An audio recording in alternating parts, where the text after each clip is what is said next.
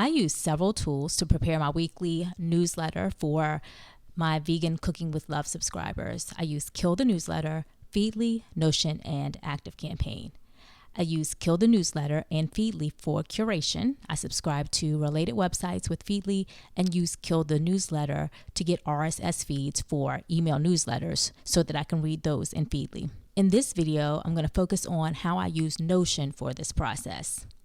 Because I sell a cookbook and a guide on how to go vegan, my customers and audience include both vegans and people who are just interested in trying vegan meals. So my newsletter has 5 sections: the introduction, a featured article, vegan news, veganize this, and tips. So there's something for everyone. Each day, I check Feedly for articles for the vegan news section. When I find relevant articles, I save them to my newsletter articles database in Notion, either on my phone or iPad through the built-in save feature or in the Chrome browser. On Sundays, I prepare the newsletter and it's published every Wednesday. From my newsletter creation dashboard, I create a new newsletter page using the template. And I'll add the date, and I'll add the date published. This is actually going to be for next Wednesday, so the 10th. So May 10th, so I'll do 05/10. Then I add 2 angle brackets at the end, and I got this trick from August Bradley. Then I'll close that, and I'll go to step 2. And next, I categorize the articles that I've saved during the week. I used to save tips and recipes for the Veganize section in this database as well. Now I only use it for news articles. So I've added this button to categorize the articles in this view as vegan news. So once that happens, once they have a category, they disappear from this view. Then we move on to select. And here I select 3 articles for the newsletter. I change the status to next. Finally, I go to the connect view, which shows all of the articles with next as the category, and I add the relation to the newsletter. Finally, I open step 3, the right articles, and I open up the newsletter template. So here are the sections. I have my introduction, my featured article, and this section I'll add a blurb about my most recent blog post. And I also add the URL here, and I included a code block to make sure I append the UTM parameters. I'll have to copy and paste that separately into ActiveCampaign because I'm using a button, not hyperlink text. So I have the vegan news section, the veganize this, and the tips. So you'll see that all of the articles that I selected are in this self-referencing linked database. And as I add the articles to the newsletter, I change the status to used. And this makes sure that they don't show up in the connect view that I showed you earlier.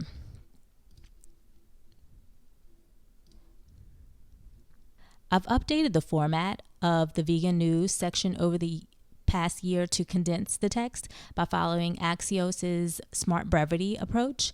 I think it really makes the newsletter easier to skim, and it's also easier to write.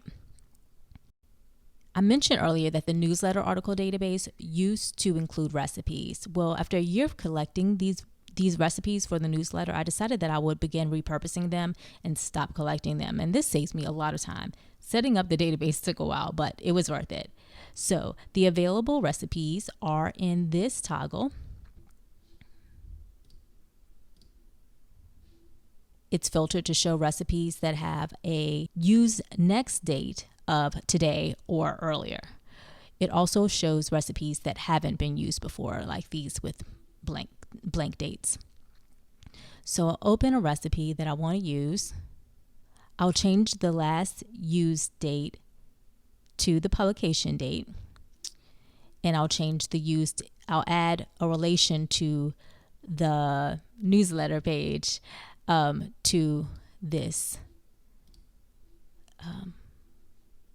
property. So that's May 10th.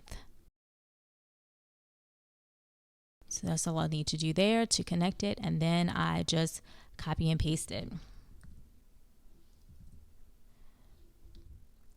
And I repeat that process for the main dish and the dessert. I usually have one item from this category, a main dish, and then a dessert. And I have a few condiments and bread recipes here too that I'll use. The formula that I use for the use next field is 9 months after the last date it was used. So that's what that formula looks like. So these recipes are available every 9 months to use again. I suspect people skim these newsletters and don't notice that I repeat them. And if they do, oh well, this saves me time. And also, new people sign up from a list all the time. And so it's all new to them. So I actually want to, let me go back. Open that one up. I want to show you what went into kind of creating this new database for the Veganize This recipes. I had to revamp my vegan substitutes page completely. I can't remember the way I had it set up before, but it was not like this.